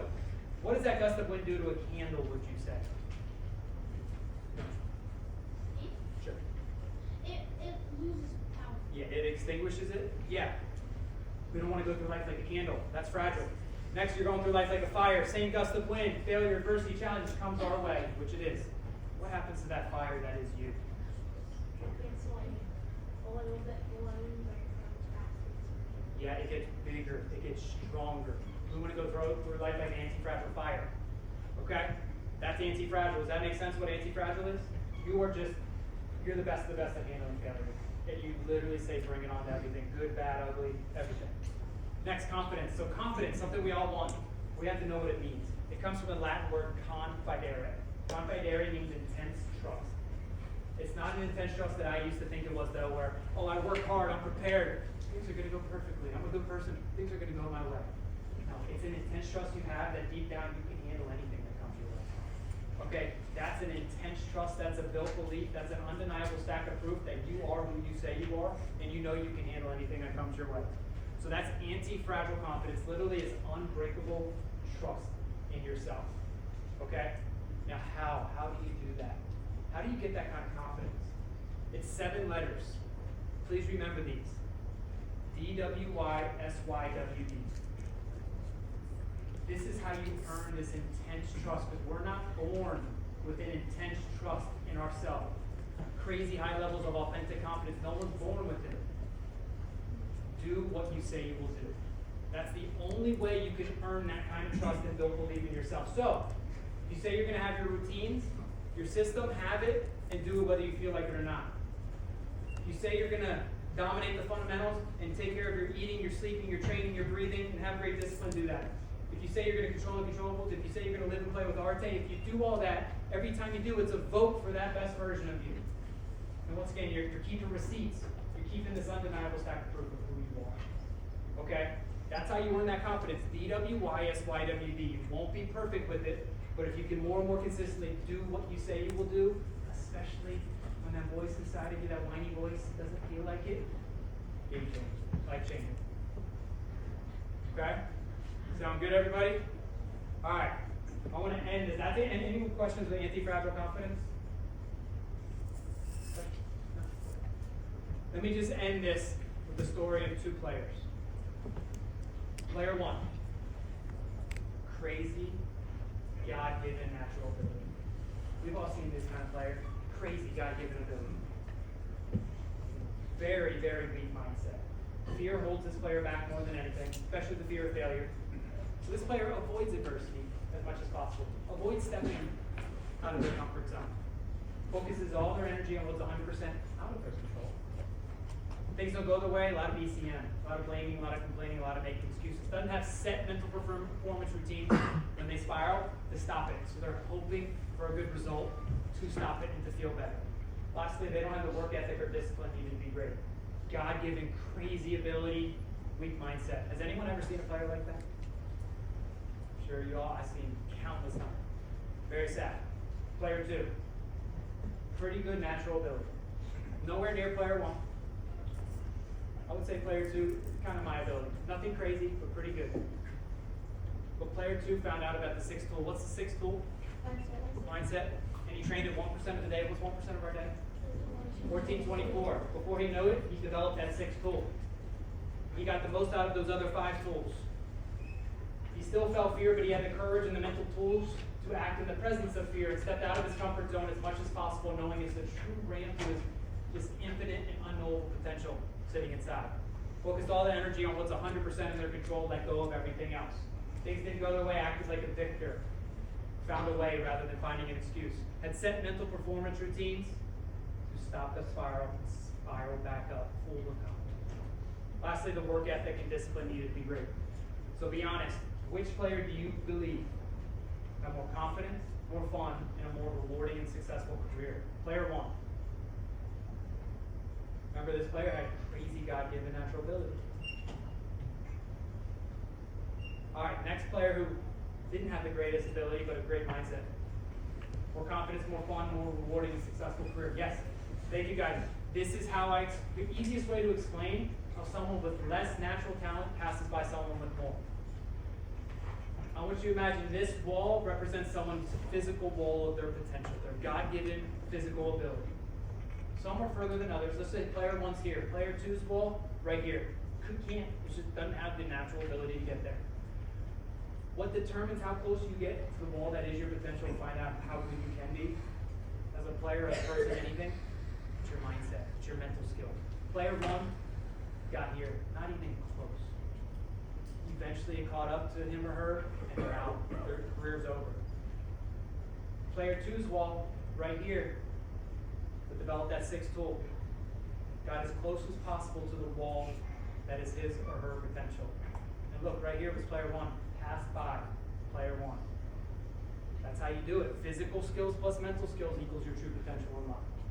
Okay, please remember that. Please remember that. Okay, now let me wrap it up with my favorite quote of all time. Your thoughts determine what you want in life. Your actions determine what you get. Your thoughts might be telling you want to ball out this year, you want to get great grade, whatever it is that you have goals and ambitions. Are your actions in line with that? Are your actions in line with what you want or who you want to become? Only you can answer that. Okay? Thoughts determine what you want, your actions determine what you get. Before I ask that, would anyone want this wristband? Anyone else? This is my brief wristband that I see some hands up there. What are you doing? Oh, come up, I'm joking. Hey, what's your name? Joe. You guys remember this from last year, don't you? So last year when we did this, I hold it up. It took people a while, I feel like, right? So remember, I hold it up. A lot of you might want it. Your thoughts might be telling you you want it, but are your actions in line with that? Joey, and all of you guys are about to take action. So your thoughts might tell you want something. Are you taking action to actually get it? Okay, so please remember that. Joey, this is one of my last breathe wristbands. And it's yours now. There you go. Good job.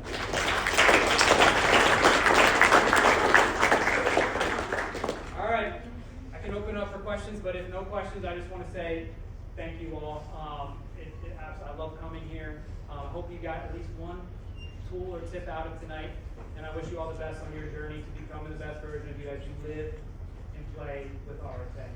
Thank you all. I really appreciate it.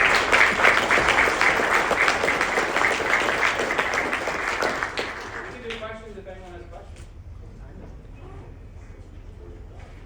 We can do questions if anyone wants.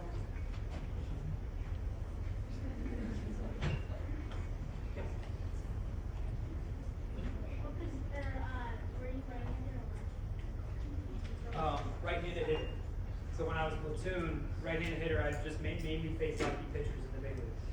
I mean, like, what arm did you throw? Oh, what? Oh, sorry, you're on right.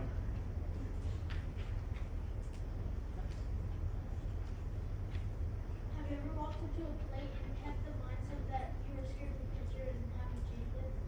Oh, that I didn't change it? Yeah. Yeah, especially when I was your guys' age in my first 3 years in high school. I didn't know any of this stuff. So if I was doing good and getting hits, I felt so good and confident, but not. I was literally up there solely thinking about what I did. Don't strike out, just put it in play. Oh God, what's he gonna throw? This guy's so good. Oh my God, he struck the last hitter out, I have no chance. Self-talk was just feeding this sheep nonstop. So yes, I've been there. But once you have the tools, you can get there less consistently. Right. Yeah. Did you mention that app? How do you go about? Yes. So I think Jim I got a whole form. You basically fill out this easy form, 3 questions. You get free access for a whole year. That's the Mind Gym. I know, this is the thing. When I go to work with teams, Angels, UVA, whatever, I know there's going to be 3 different groups of people. There's going to be people that eat this, you know what, they love it. They're all in. There's going to be a group on the fence, I don't know if it's for me. There's going to be a group like, this dude's crazy. Why would I do this stuff? But what's funny is, especially when they start to go to the Mind Gym, especially just 1% of the day, group 2 and 3 become group 1. If they give it a chance. If not, they stay group 2 and 3, and they never find out how good they can be. So, I say that because I'm going to give it to all of you. I know not all of you will do it, and that's fine if you get to make your own decision. But I promise you, if you do and you go all in, you will get a lot out of it. You'll get that 6th goal. Doesn't always mean you're going to dominate and whatever your goals are and hit that, but you will find out how good you can be. I promise you that. Can I see another hand up there? Softball, any question?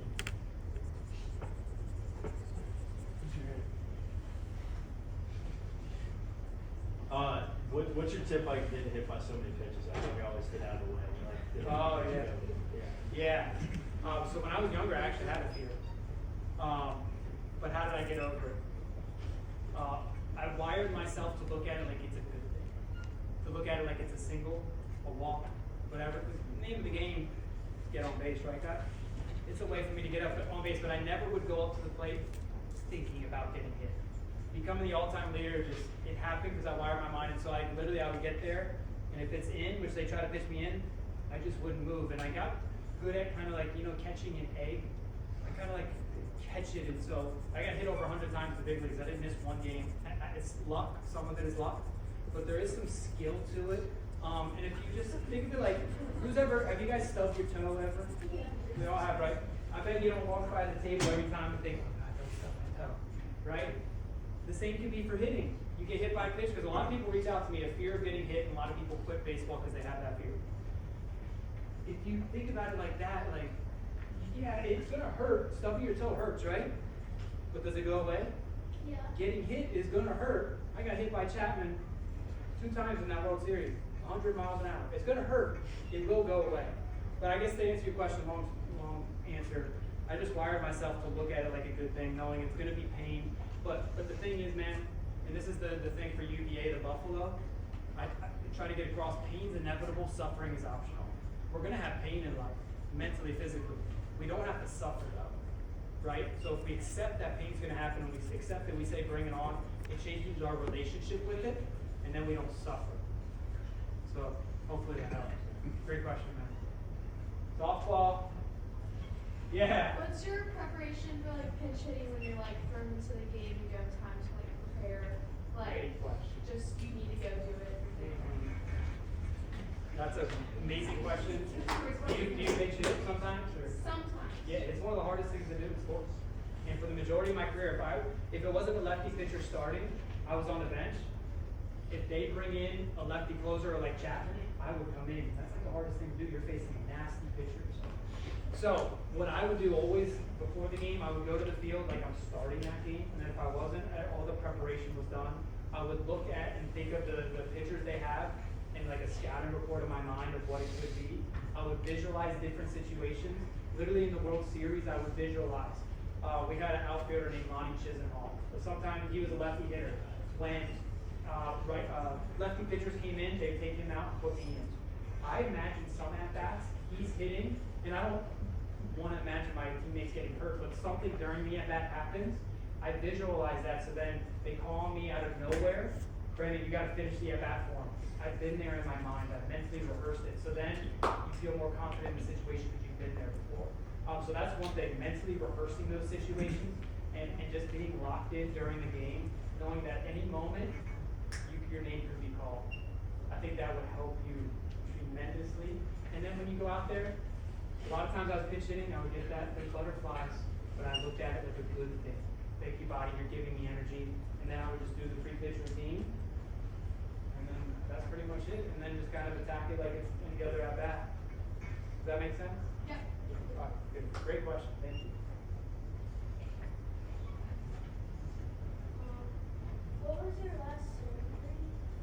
Tommy John in 2019. And then, and what of your surgeries were you able to, were you strong enough to do? Well, it took a long time to recover.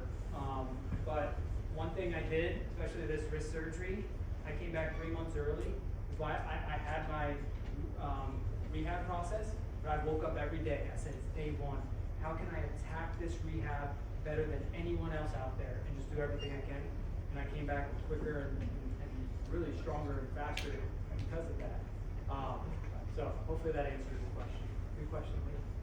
What's your mentality stepping into the box when you were Chapman? When I was with against Chapman, well, first when they brought him in, remember the sheep was trying to take over, and I was thinking about what I didn't want to happen, and this is huge for everyone here, knowing that's normal. When I was younger, I thought something was really wrong with me.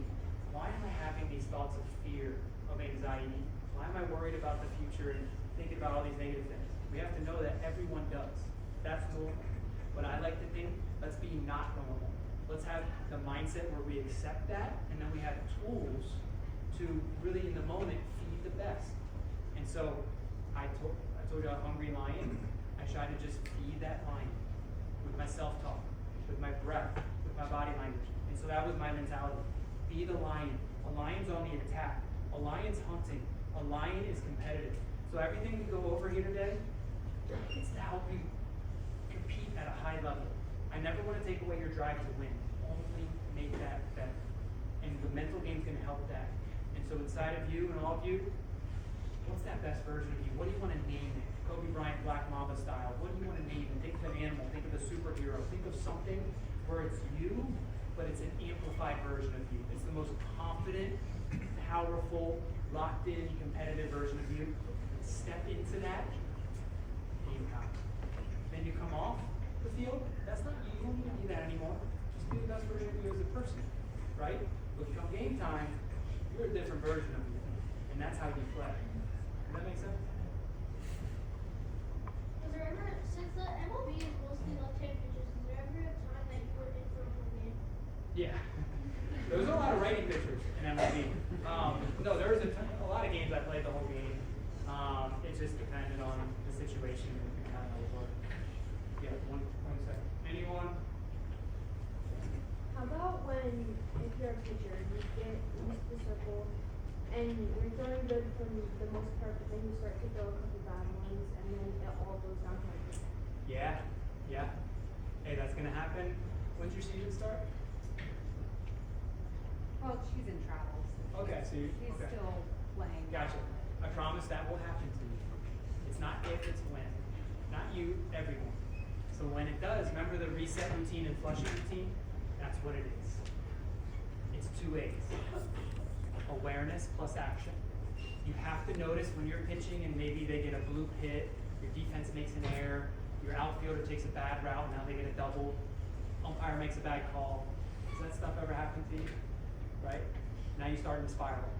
The key is in the moment, being aware. You're starting to spiral, get frustrated, get tight and tense.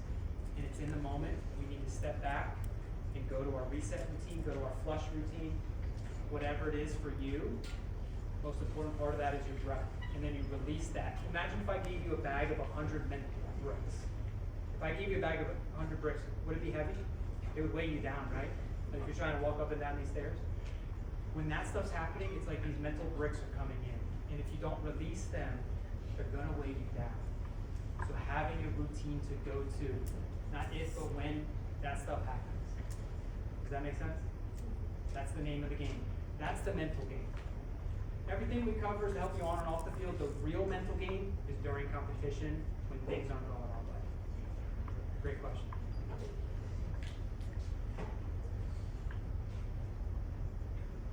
Anybody? When you were in what position? When I was what? When you were in. Oh, I played outfield, left, center, and right. Quick story though, because you asked about pinch hitting. What about pinch hitting? 2018, we're down 10. Michael Brantley's in left field. Derek Francona goes, BG, you're getting in the game. I said, okay, cool. A lot of times I get Michael Brantley, who played every day, he's an all-star off his feet if we're winning by a lot or losing by a lot. And he said, no, BG, I had eye black on, my whole war paint, all this stuff. BG, you're going to pitch. What? I had pitched since Little League. And right away, oh my God, I got nervous. The initial thought of the sheet right away, remember, I became so mindful of which version of in control. The initial thought was, Brandon, what if you walk everyone and they have to bring in another position player? That was my first thought. And then I go out there, I'm throwing to Jan Gomes, my first pitch, he can't even catch it.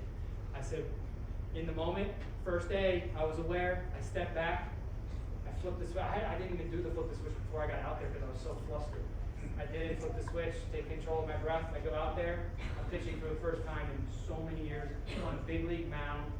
It was so crazy, facing the Minnesota Twins. What do you guys think happened? You think I hit everybody to get back at them for hitting me? I should have. No strikeouts. No home run. 2 ground balls, 1 flyout. I have a career 0 ERA.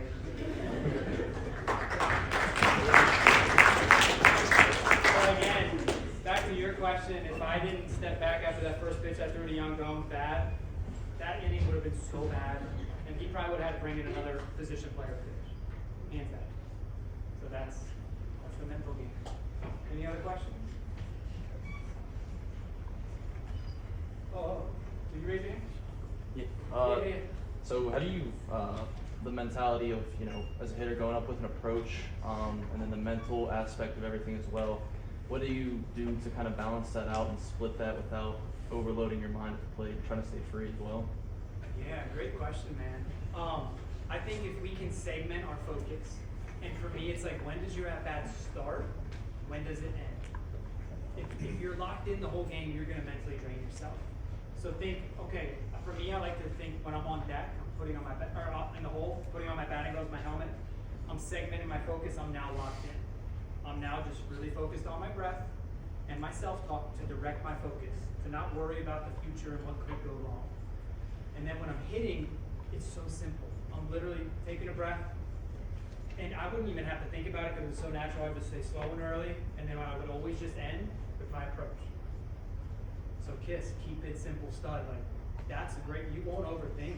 If you just have those 3 couple things you're thinking of, that's a great way to not overload. Does that make sense? Yeah. But coming up with yours, because what could work for you might not work for a couple of these guys. We're all different. Kyle Teal, now the catcher for the Chicago White Sox, he was at UVA 2 years ago. His final thought was hard line drive, left center field. As a lefty hitter, he wanted his final thought to be line drive, right center field. Doesn't mean he hit it there, but that's what he's thinking. The plan tells his eyes what to look for, or keeps him connected, gets him to a good contact point. Freddie Freeman likes to think soft line drive to the shortstop. He doesn't really ever do that, but he has such a short swing, he does that to let the ball travel and see it better. So find out what works for you and for everybody.